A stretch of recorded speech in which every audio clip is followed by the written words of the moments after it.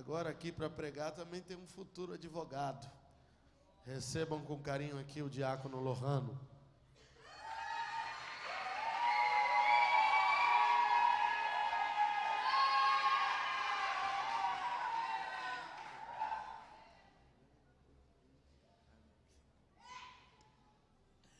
Glória a Deus, paz de Cristo, gente.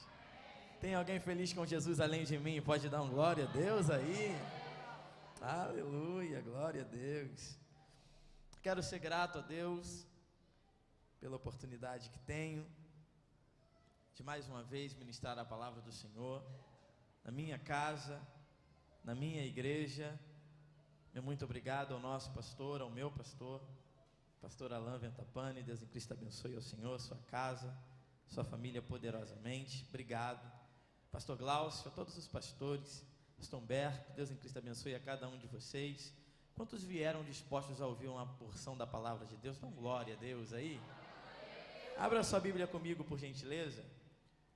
Evangelho segundo escreveu João, capítulo de número 19, verso de número 30.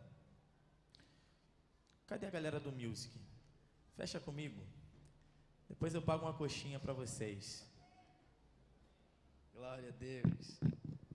Evangelho segundo escreveu João, capítulo 19, verso de número 30.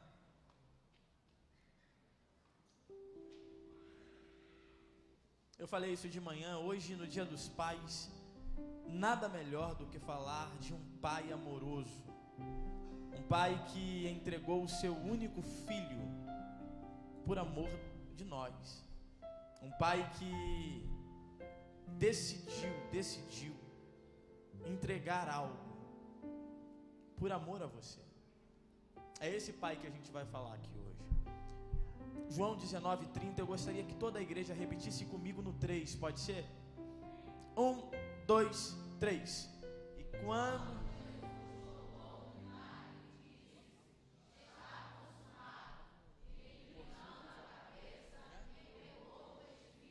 Vamos mais uma vez? No 3? Pode ser melhor. 1, 2, 3. E quando Jesus...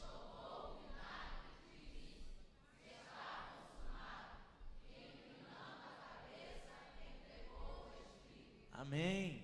Glória a Deus. Aleluia. Queridos, escutem isso. Eu quero ser rápido. De verdade eu quero ser rápido e eu prometo não enfadar você. Eu só preciso da sua atenção para você entender o que Deus colocou no meu coração e eu gostaria de compartilhar com você em alguns minutos. Eu gosto do Evangelho de João. O Evangelho de João tem as suas particularidades. A primeira particularidade do Evangelho de João é que o Evangelho de João não é um evangelho sinótico. Diferente de Mateus, Marcos e Lucas, que assim o são. E quando nós falamos de evangelhos sinóticos, nós falamos de evangelhos que compartilham a mesma ótica entre si. Evangelho sinótico é falar de evangelhos que vão muitas vezes repetir a mesma história. Quando lemos uma história no Evangelho de Mateus, muito provavelmente ela se repetirá em Marcos, ou em Lucas, ou nos 3 evangelhos. Porque eles compartilham entre si a mesma visão, eles compartilham entre si a mesma ótica. Quando falamos do Evangelho de João, falamos de um evangelho um pouco diferente. Isto é porque João ele vai tratar de algumas histórias que só ele vai tratar. João, o evangelista, vai escrever relatos que nenhum outro evangelista vai relatar. Como, por exemplo, as bodas em Caná da Galileia, o primeiro milagre de Jesus em João capítulo 2, só João relata. A cura do paralítico de Betesda em João capítulo 5, só João vai relatar. O encontro de Jesus com a mulher samaritana em João capítulo 4, só ele relata. João capítulo 11, a morte e ressurreição de Lázaro, o amigo de Jesus, só João vai relatar. João 21, a pesca que Pedro tem depois da morte e ressurreição, que é diferente da pesca de Lucas capítulo 5, só João vai relatar. Isso se deve muito ao fato, e eu gosto de falar isso, porque eu tenho o seguinte ponto de vista: uma coisa é alguém que só me vê num culto de domingo escrever um livro sobre mim. Uma coisa é alguém que que só me vê passando na rua e dá uma paz do Senhor, escrever um livro sobre mim. Uma coisa é alguém que nunca me viu na vida escrever um livro sobre mim, como é o caso de Lucas. Outra coisa é alguém que dorme comigo, acorda comigo, toma café comigo, janta comigo, escrever um livro sobre mim. É claro que quem convive mais comigo vai ter muito mais detalhes sobre a minha vida para relatar, e esse é o caso de João. João é o discípulo amado. João é o discípulo que reclina a cabeça no peito de Jesus. Então João vai relatar muitas histórias que nenhum outro evangelista vai relatar, e isso torna uma característica única do Evangelho de João. Não só isso, mas o Evangelho de João se caracteriza pela a universalidade do Evangelho. Enquanto Mateus, Marcos e Lucas são direcionados para públicos específicos, por exemplo, Mateus escreve aos judeus, Marcos aos romanos e Lucas aos gregos, João faz questão de declarar a universalidade do Evangelho de Cristo e dizer que ele alcança a todos, a todos, a todos. Isso vai ficar evidenciado, por exemplo, em João capítulo 1, quando ele vai dizer que ele veio para os seus, judeus, mas os seus não o receberam.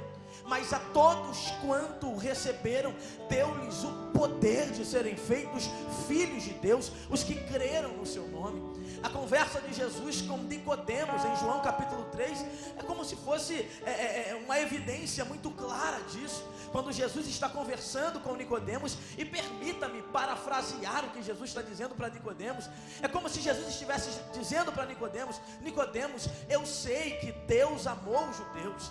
Nicodemos, eu sei que Deus tem um carinho especial com o povo judeu. Nicodemos, eu sei que Deus escolheu os judeus, mas não só os judeus, Nicodemos.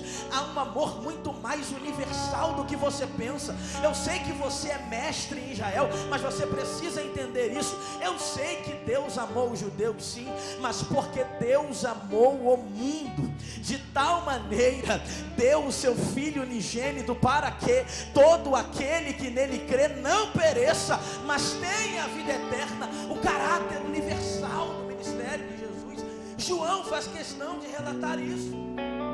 É por isso que eu considero o Evangelho de João um Evangelho muito único, um Evangelho muito peculiar. E agora João está relatando acerca de um dos últimos momentos do ministério de Jesus antes de sua ressurreição.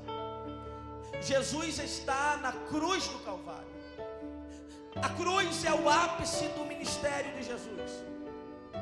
A cruz é o ponto-chave dos 3 anos e meio que Cristo passa na terra. A W. Tozer vai dizer que a cruz é o momento mais revolucionário da história da humanidade. A cruz é com certeza o ápice do ministério de Jesus. Jesus está na cruz.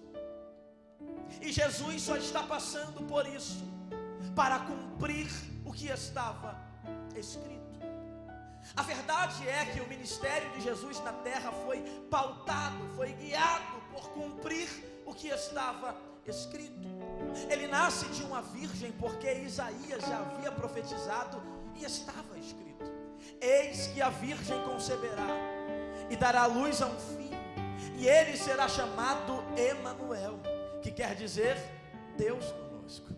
Ele nasce em Belém da Judéia porque Miqueias já havia profetizado e estava escrito: e tu, Belém Efrata, a menor das capitais, tu gerarás o rei. Ele nasce em Belém da Judéia, mas é criado em Nazaré, na Galileia, porque estava escrito: ele será chamado Nazareno. Aos 30 anos, ele sai da casa de Maria e de José em Nazaré e vai morar, vai habitar em Cafarnaum, porque estava escrito: terras de Zebulon, terras de Naftali, junto ao caminho do mar, a Galileia das nações. O povo que estava sentado em trevas viu uma grande luz. Ele era a luz. Oh, glória a Deus! Ele está na cruz, e na cruz eles tentam quebrar os seus ossos, não conseguem quebrar, porque estava escrito: nenhum dos seus ossos lhe será quebrado. Aleluia. Essa aqui é para você dar um glória a Deus, meu irmão, porque ele sofre porque estava escrito, ele apanha porque estava escrito, ele é transpassado porque estava escrito, é crucificado porque estava escrito, mas também estava escrito, oh glória a Deus, que a morte não seria capaz de pará-lo. Aleluia. Também estava escrito que a morte não seria o fim. Também estava escrito, ele vai dizer sobre a minha vida: ninguém a tira de mim, eu a entrego, e com o mesmo poder que eu tenho para entregá-la, tenho para reavê-la 3 dias depois. Também está escrito que o mesmo Senhor que foi moído, o mesmo Senhor que foi crucificado, virá do céu com alarido, com voz de arcanjo e com a trombeta de Deus, e os que morreram em Cristo ressuscitarão primeiro, e depois nós, os que ficarmos vivos, seremos arrebatados, e ali estaremos para sempre com o Senhor, para sempre com o Senhor. Só quem tem a esperança de estar para todo sempre.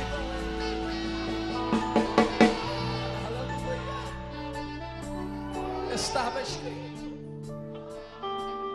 O ministério de Jesus foi pautado em cumprir o que estava escrito. Cristo está na cruz.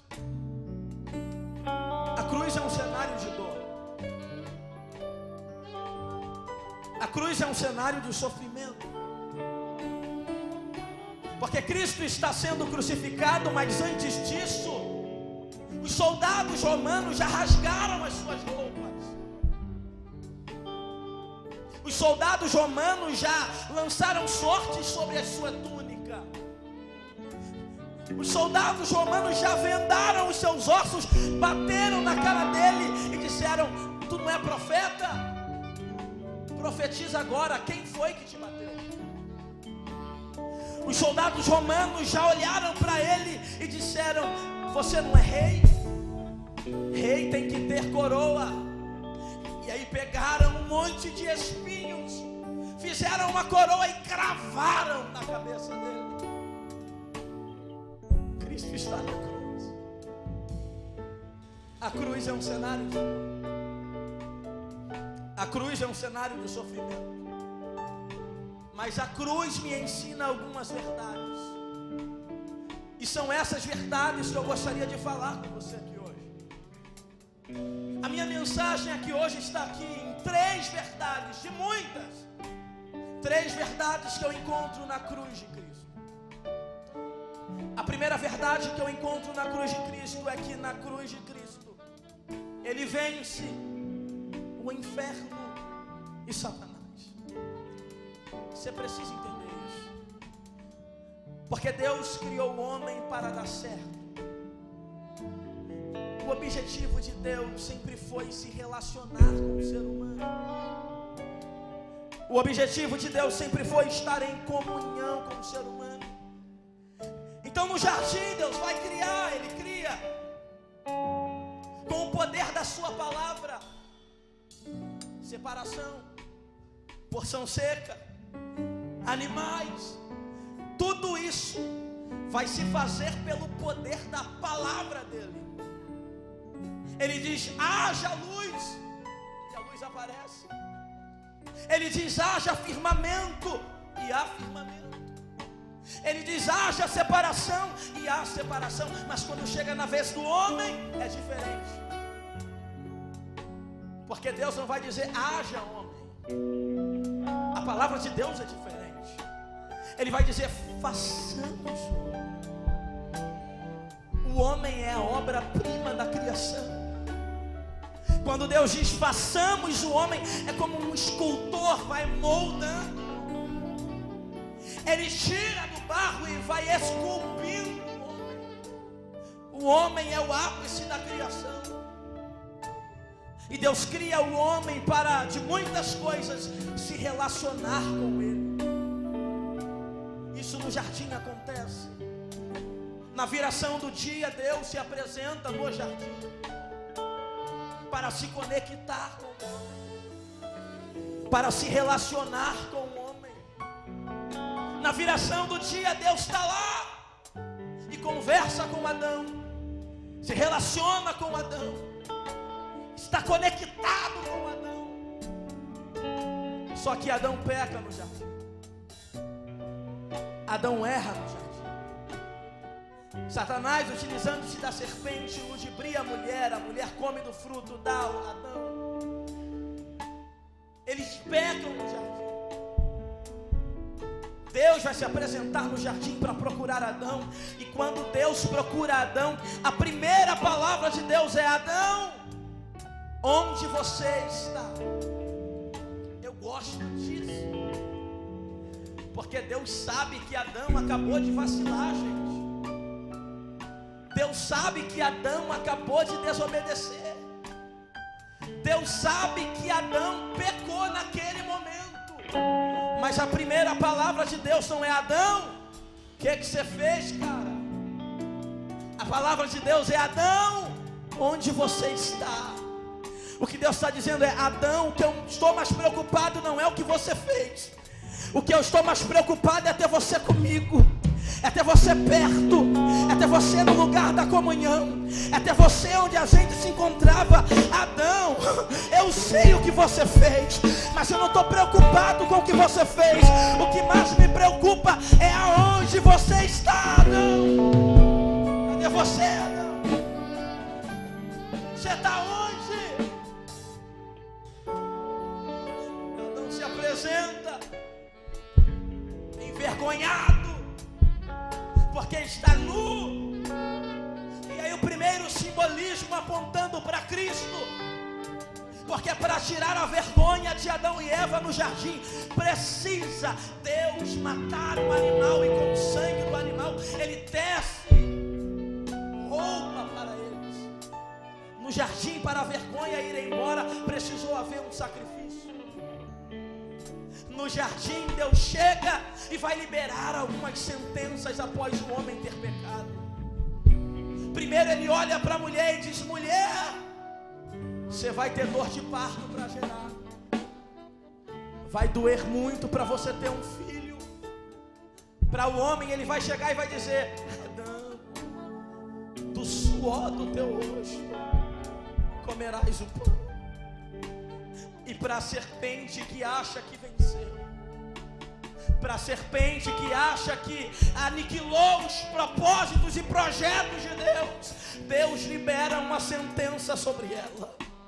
É como quem diz: está achando que venceu, está achando que acabou aqui, está achando que saiu por cima. Lá vai, da semente da mulher, oh glória a Jesus, da semente da mulher nascerá um que pisará a tua cabeça. Ah, irmão, você acha que Satanás ficou satisfeito? Negativo. Satanás não ficou satisfeito com isso. Então todas as tentativas de Satanás foi fazer com que o projeto fosse aniquilado.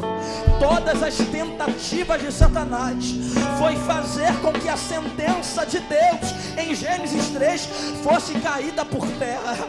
Ah, na época de Moisés, ele manda matar todos os meninos.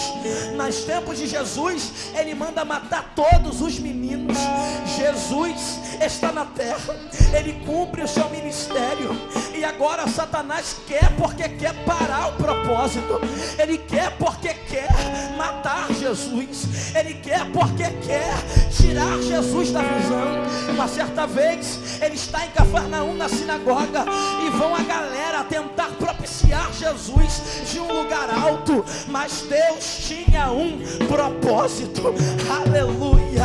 Quando Cristo está em um determinado momento, ele tenta parar usando a boca de Pedro, mas Deus tinha um propósito. Ao julgamento de Jesus, solta quem? Jesus que é inocente ou Barrabás que é culpado? Ah, solta Barrabás. crucifica Jesus. Mas Deus já tinha um propósito. Satanás está achando de todo jeito que está levando Jesus para o abismo. Satanás está achando de todos os jeitos que cada passo e cada arquitetada que dá, ele leva Jesus para o final do seu ministério. Satanás só não percebe que cada vez que ele arquiteta, cada vez que ele lança Jesus para ser morto, para ser crucificado, está só impulsionando o propósito. E eu preciso liberar isso para a tua vida, porque até os propósitos de Satanás, melhor dizendo, até os planos de Satanás, eu vou liberar isso para alguém, meu Deus do céu. Até os projetos de Satanás para te tirar do propósito, para te tirar do alvo, para te tirar da visão, te impulsionam para viver o propósito de Deus.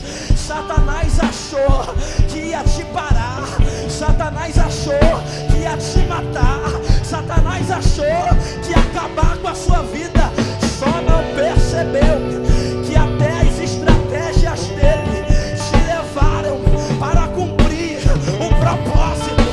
Não percebeu que até os planos dele te levaram para cumprir algo sobrenatural de Deus. Eu vou liberar isso aqui, porque talvez Satanás passou a semana toda pensando em estratégias para te fazer parar.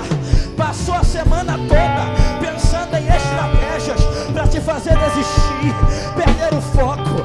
Foi na segunda, foi na terça, foi na quarta, foi na quinta, foi no sábado. O que ele não contava, Lohano, é que no domingo você ia se levantar da cama, colocar a melhor roupa, passar a melhor maquiagem e chegar na presença de Deus. Eu tenho algo para liberar para alguém. Satanás não te para, Satanás não te para, Satanás não te para, as estratégias dele não vão te parar. Satanás não te para, você viverá o propósito, você viverá.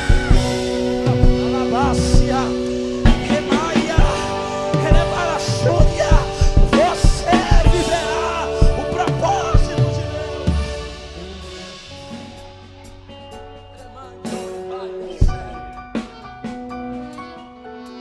Satanás acha que levando Cristo para a cruz, Satanás acha que pregando Cristo no madeiro, que era a pior forma de morrer no Império Romano, era a forma que assassinos morriam, era a forma que ladrões morriam. É por isso que Cristo está no meio, e do seu lado direito e esquerdo tem dois ladrões. Satanás acha que colocando Cristo lá, está aniquilando todo o propósito de Deus. Satanás só não entende que é na cruz que Cristo está pisando a cabeça da serpente. Satanás só não contava que todas as artimanhas dele seriam frustradas na cruz, porque na cruz Cristo estava cumprindo integralmente o propósito de Deus na terra. Na cruz Cristo vence o inferno e Satanás. Na cruz Cristo quita a dívida dos nossos pecados. Eu preciso te explicar isso aqui. Todos nós devíamos muito. Todos nós devíamos muito. A cruz não era para Cristo. A cruz era para o Lohano. A cruz tinha exatamente a minha medida. Todos nós devíamos muito. Com a queda do homem em Gênesis 3, o homem contrai a dívida do pecado, que entra na história da humanidade. Essa dívida dizia para nós todos os dias: você é pecador e você está condenado à morte. Se é pecador, você tem que morrer. Você é pecador, você não é digno. Essa dívida faz uma imensa separação entre Deus e o homem. É como que se com o pecado de Adão criasse um grande abismo entre Deus e o homem. Eu vou contextualizar para a galera mais nova. Imagine que no jardim o homem está conectado no Wi-Fi aberto de Deus. É liberado. Sempre quando eu quiser me conectar com Ele, está disponível. Mas lembra quando a gente vai num Wi-Fi e aperta em esquecer? E aí desconecta? Mais do que isso. Porque se eu aperto em esquecer, mas tenho a senha, a qualquer momento que eu quiser voltar para Ele, eu consigo, é só colocar a senha lá. Com o pecado, é como se Adão clicasse em esquecer e perdesse a senha. O homem quer voltar para Deus, mas não consegue. Há uma dívida enorme. E alguém precisa pagar essa conta. Alguém precisa quitar essa dívida. Eu disse pela manhã que é engraçado pensar que se fosse qualquer outro homem morrendo no lugar de Jesus, passando por tudo que ele passou, não teria eficácia nenhuma. Porque imagine que você tem uma grande dívida. E aí eu me compadeço de você e quero pagar a dívida que você deve. Só tem um problema: eu devo a mesma quantia que você. Como é que eu pago a sua dívida imerso em dívidas? Romanos diz que todos pecaram e destituídos estão da glória de Deus. Como é que Deus faz para que essa dívida seja paga? Se Ele olha para a gente com misericórdia e entende, o homem não consegue pagar essa dívida. Só que eu preciso que você guarde isso no seu coração. Porque ao mesmo tempo que Deus é 100% misericordioso, Ele é 100% justo. E Deus não deixa de ser um para ser outro. Quem faz isso é a gente. Muito provavelmente a gente não consegue ser justo e misericordioso ao mesmo momento. Para pensar, às vezes, quando o seu filho ou sua filha, é dia dos pais, e a gente chega e diz: olha, se você fizer, você vai tomar uns petelecos. E aí o menino faz. E aí ele faz. E como justo você falou, você tem que corrigir. Mas aí você olha com um olhar de misericórdia. Não, na próxima você foi misericordioso, mas não foi justo. A gente tem dificuldade em ser misericordioso e justo na mesma medida. Deus não. Deus não deixa de ser um para ser outro.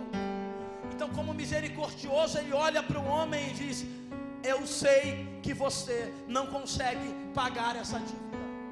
Como justo, alguém precisa pagar a conta.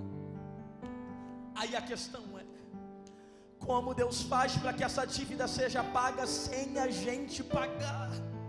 2 Coríntios 5,19 nos dá um começo quando vai dizer que isto é: Deus estava em Cristo reconciliando consigo. Irmão, isso aqui é tão lindo. Isso é lindo porque Deus está reconciliando consigo o mundo. Você entende que Deus nessa história não é o ofensor, é o ofendido? Sim ou não? Você entende que Deus não é o ofensor, é o ofendido? Só que é Deus que está reconciliando o mundo com Ele mesmo. Então a atitude aqui de reconciliação não é do ofensor com o ofendido, é do ofendido com o ofensor. O que Deus está dizendo é: quem está mais interessado em voltar não é você, mas é eu de ter você de volta. Para. Quem está mais interessado nessa relação sou eu de ter você comigo. É por isso que parte dele age.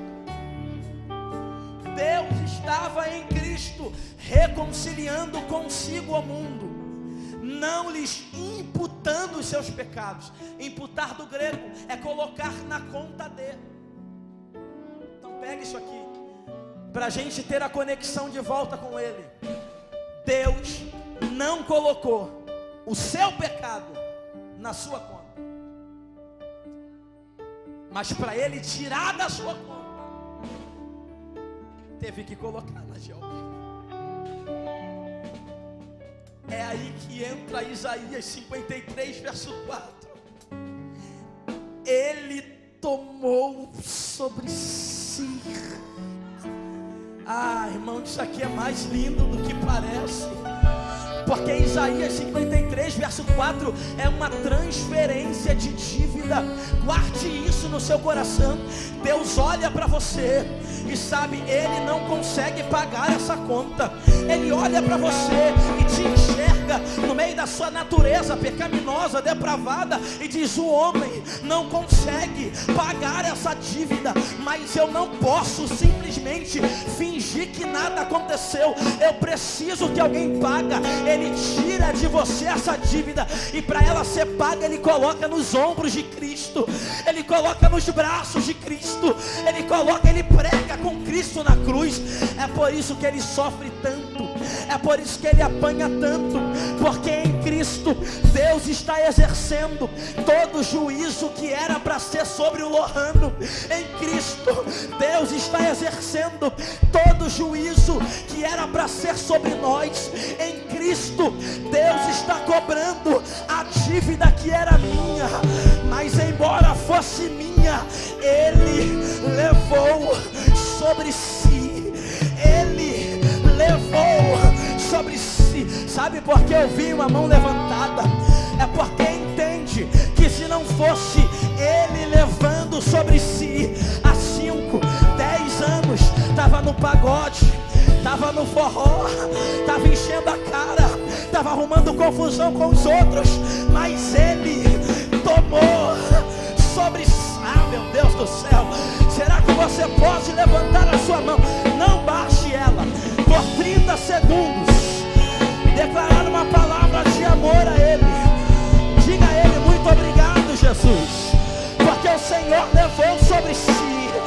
Muito obrigado, Jesus, porque o Senhor carregou a minha dívida. O Senhor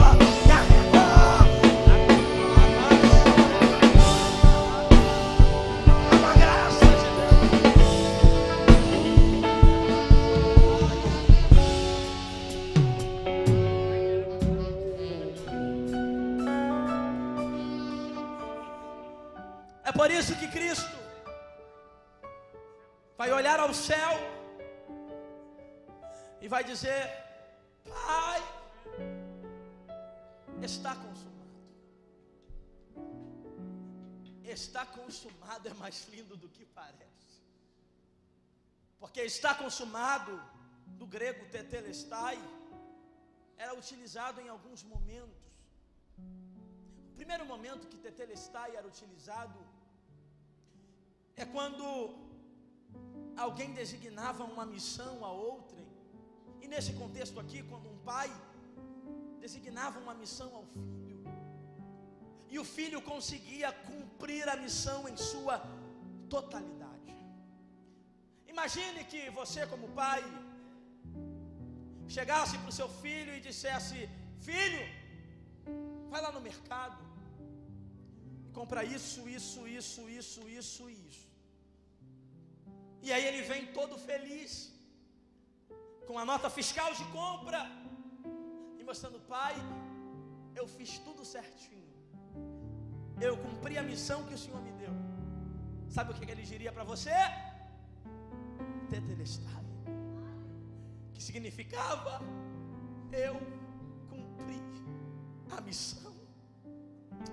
Quando Cristo está na cruz e exclama: está consumado, o que Ele está olhando para o Pai, dizendo: Pai, A missão foi cumprida em sua totalidade.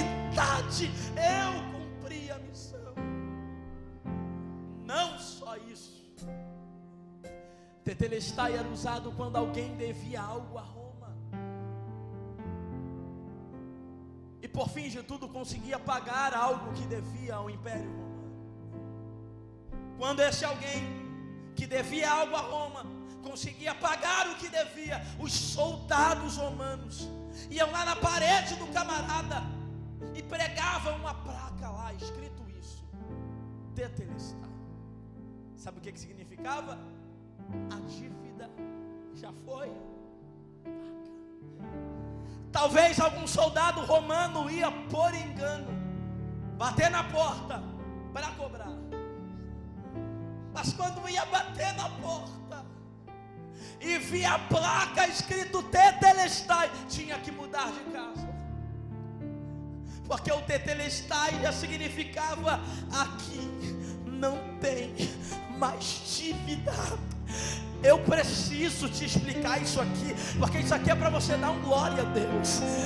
Todos nós devíamos muito, e Paulo em Romanos vai dizer que o salário do pecado é a morte. Ou seja, pecou, vai morrer. Pecou, tem que morrer. Parece que eu vejo a morte indo caçar o nosso endereço para bater na nossa porta e cobrar a nossa dívida. Só que quando a morte vai bater na nossa porta, Cristo já tinha chegado primeiro e meu Deus do céu, e pregado algo na nossa parede. O que estava pregado lá, Lohano? Tetelestai, aqui não tem mais dívida. A dívida já foi paga. Paga, paga. A dívida foi paga. Ele venceu a morte.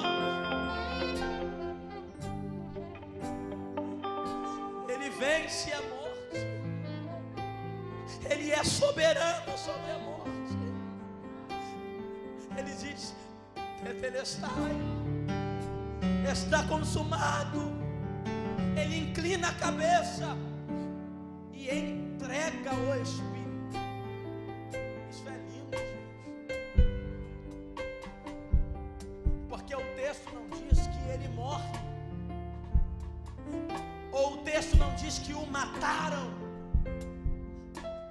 O texto diz que ele entrega o Espírito. E isso é lindo. Permita-me afirmar isso, no sentido de que ninguém matou Jesus. Ele se entregou. E cá para nós, se ele não entrega o Espírito, estava lá até hoje, sangrando, moído, mas vivo, porque a morte não tinha, não tem e nunca terá poder sobre ele. É por isso que ele vai dizer: ninguém tira a minha vida de mim. Ninguém tem poder para isso. Nem a morte tem poder de tirar a minha vida de mim. Eu a entrego. Sabe por que eu entrego? Porque o mesmo poder que eu tenho para entregar, tenho para depois de 3 dias tomar de volta. Ah, meu Deus do céu, e mostrar o meu domínio sobre ela. É por isso que Jesus ressuscita nos 3 estágios da morte. Essa aqui é para você dar um glória a Deus. Vamos lá embaixo e depois a gente cresce, porque isso aqui é forte. Ah, meu Deus do céu, Jesus é tão lindo e tão soberano sobre a morte, que ressuscita nos 3 estágios da morte. No primeiro estágio da morte é velório. Mateus capítulo 9, tem uma menina dentro da casa de Jairo que acabou de morrer, e quando Jesus chega lá, está tendo o velório dessa menina. Jesus interrompe o velório velório, pega na mão dela e diz: Talita cumi, que traduzido é: menina, a ti te digo, levanta-te. E a menina levanta na mesma hora. Mas Jesus não só opera milagre no velório, Jesus é soberano sobre a morte também no cortejo fúnebre. Lucas capítulo 7, tem um cortejo fúnebre saindo da cidade chamada Naim. Tem uma mulher que é viúva, carregando o seu único filho que está morto. Jesus decide pisar em Naim, e quando ele pisa em Naim, ele para o cortejo fúnebre que estava saindo da cidade, pega na mão do menino e diz: jovem, eu te digo, levanta-te. O menino assenta e começa a falar. Mas Jesus não só ressuscita no velório, Jesus não só mostra a sua autoridade sobre a morte no cortejo fúnebre. Depois de enterrado, João capítulo 11, Lázaro está 4 dias dentro de um sepulcro. Ele chega em Betânia, na porta do sepulcro, e diz: Lázaro, vem para fora. Lázaro vem todo amarrado, todo atado, mas vivo, porque a morte não tinha, não tem e nunca terá poder sobre ele. Ele é o único que venceu a morte. Meu Deus do céu, será que você pode levantar a sua mão e adorar ao Deus que venceu, adorar ao Jesus que é soberano, soberano, soberano, soberano? Ele é soberano. Ele é soberano sobre a morte. Ele venceu a morte. O túmulo não foi capaz de pará-lo. Aleluia. A sepultura não foi capaz de pará-lo. Os 3 dias não foram capazes de pará-lo. Domingo de manhã, alguém vai no sepulcro, um anjo grita: por que você está procurando entre os mortos quem já está vivo? Quem já está vivo? Quem já está vivo? Quem já... Só quem entende que ele está vivo, ele está vivo, ele está. A graça de Deus aqui, há uma presença de Deus aqui. Ele está vivo e está aqui. Ele está vivo e está aqui. Ele está... Será que você pode sentir ele aí? Abre a boca e dá glória. Abre a boca e dá aleluia. Porque a presença dele está aqui para fazer o que você não consegue fazer, para ir onde você não consegue ir. A presença dele está aqui nessa noite. Aleluia. Eu preciso encerrar.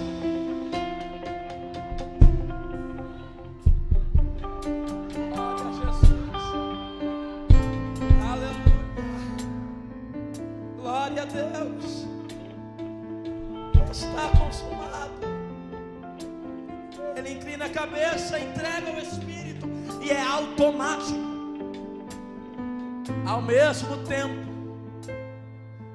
que Cristo está na cruz rasgando a nossa dívida, ao mesmo tempo que Cristo está na cruz rasgando a cédula que era contra nós, Deus ao mesmo tempo rasga o véu de cima a baixo. Eu preciso te explicar o que é rasgar o véu, porque depois da queda do homem, essa conexão que era ilimitada passa a ser limitada. Limitada por 3 ambientes: átrio, lugar santo e santo dos santos. E do lugar santo ao santo dos santos tem um véu.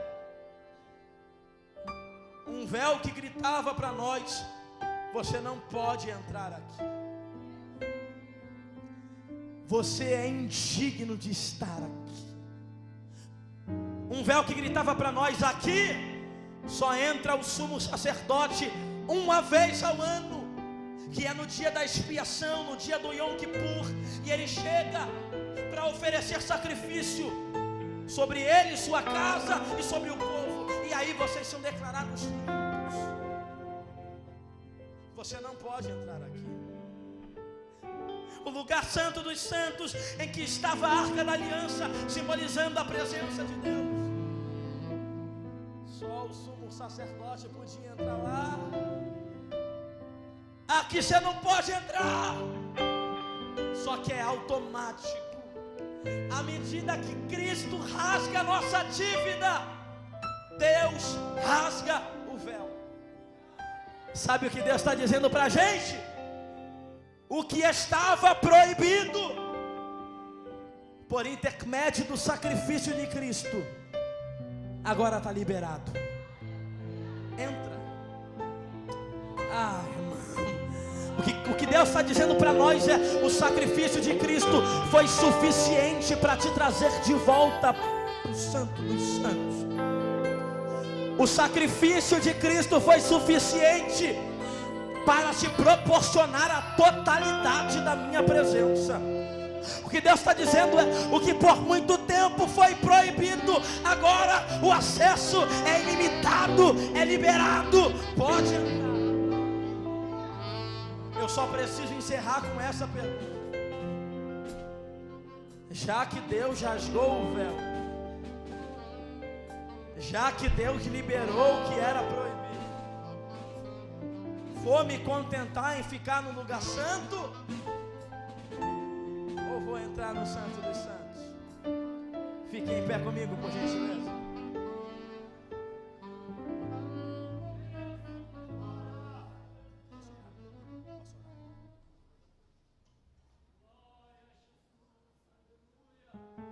A questão é que está liberado. O acesso está plenamente acessível. Agora, embora tenha rasgado o véu, como quem diz, você é livre para entrar. Tomar a decisão de entrar ou não é com você.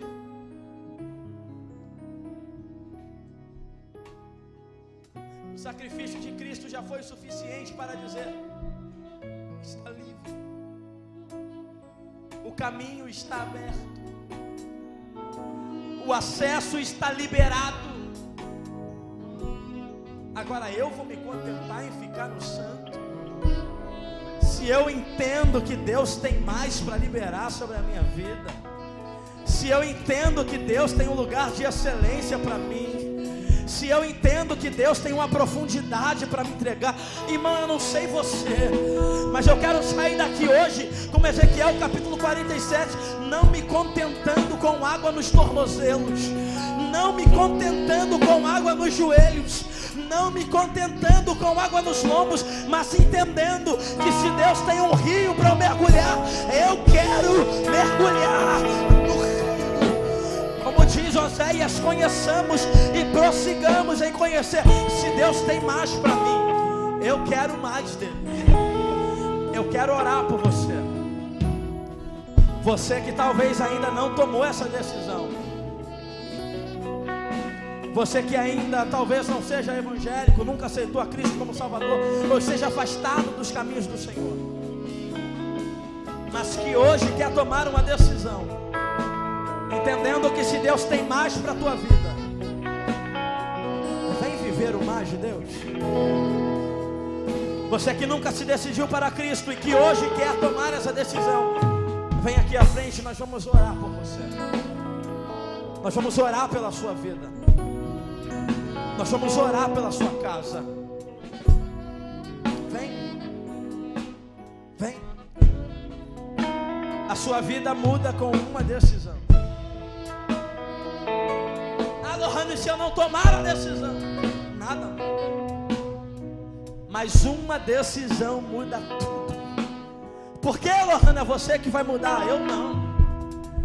Lohane, é o pastor Alain que vai mudar? Não. Mas o Jesus que é especialista em mudar histórias e mudar destinos, está aqui pronto para mudar a sua vida hoje. Vem aqui à frente, nós vamos orar por você. Vem aqui à frente, nós vamos orar pela sua vida. Nós vamos orar pela sua casa, ainda dá tempo de vir. Peça ajuda a alguém. Peça ajuda a alguém. E eu quero declarar que você é livre para tomar essa decisão. Que nada é capaz de te prender. Eu sei que essa hora talvez passe tanta coisa na cabeça, mas você é livre para tomar essa decisão. Você é livre para vir aqui à frente. Se preciso for, vire para alguém e peça: vai comigo, me ajuda, me acompanha lá na frente.